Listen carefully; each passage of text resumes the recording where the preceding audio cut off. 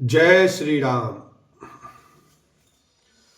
Bhupathi त्रिसति बिलोकुतहि server दीन दिखाई। मज्जन पान समेत है कीन नृपति हरि साई। लखन सिया राम जय जय राम। राजा को प्यासा देखकर उसने सरोवर दिखला दिया। हर्षित होकर राजा ने घोड़े सहित उसमें स्नान और जलपान किया।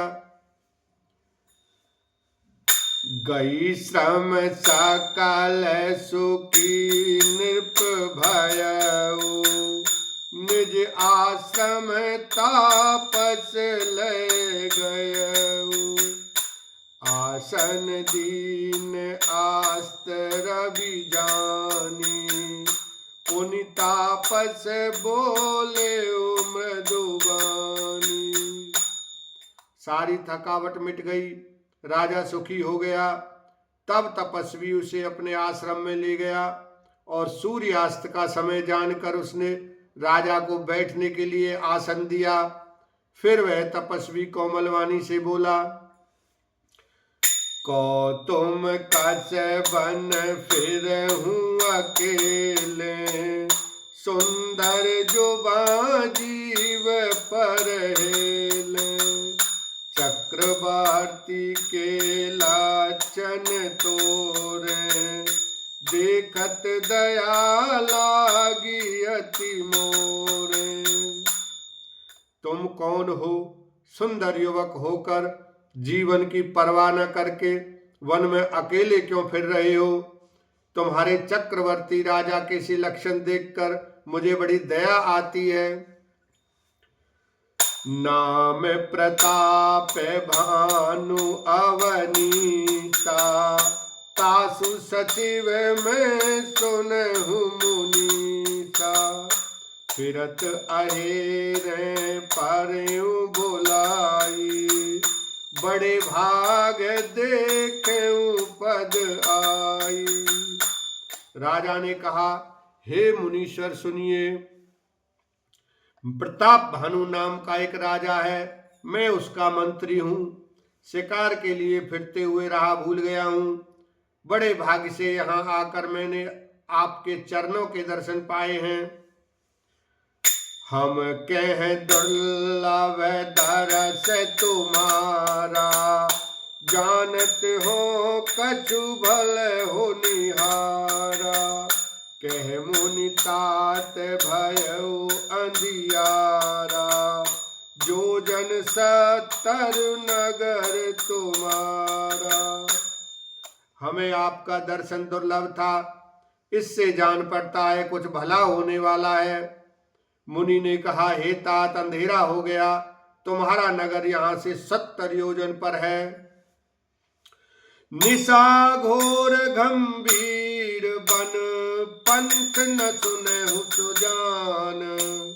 बसहु आज अस जान तुम्हें जाए होत बिहान। लखन सिया राम जय जय राम। हे सुजान सुनो, घोर अंधेरी रात है, घना जंगल है, रास्ता नहीं है। ऐसा समझकर तुम आज यहीं ठहर जाओ, सवेरा होते ही चले जाना। तुलसी जसी भव बैता। तैसी मिले सहाई। आपनु आवई ताहि पही। ताहि तहाँ ले जाए। लखन सिया राम जय जय राम। तुलसीदास जी कहते हैं, जैसी भवितव्यता होनहार होती है वैसी ही सहायता मिल जाती है। या तो आप ही उसके पास आती है या उसको वहां ले जाती है। भले ही नाथ आय सुधर सीता। बांधी तो राग तरु बैठ महीता। नृप बहु भांति प्रशंस उताही। चरण बंदी निज भाग्य सराही। हे नाथ, बहुत अच्छा, ऐसा कहकर और उसकी आज्ञा से चढ़ाकर घोड़े को वृक्ष से बांधकर राजा बैठ गया। राजा ने उसकी बहुत प्रकार से प्रशंसा की और उसके चरणों की वंदना करके अपने भाग्य की सराहना की।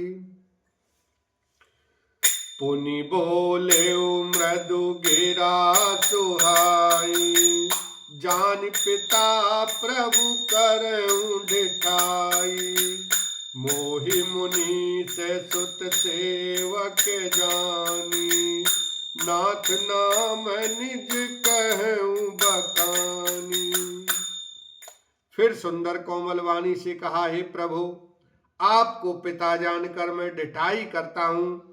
हे मुनीश्वर, मुझे अपना पुत्र और सेवक जानकर अपना नाम धाम विस्तार से बतलाइए। तेहि न जाने नृप निरपै सो जाना, भूप सुहृद सो कपट सयाना।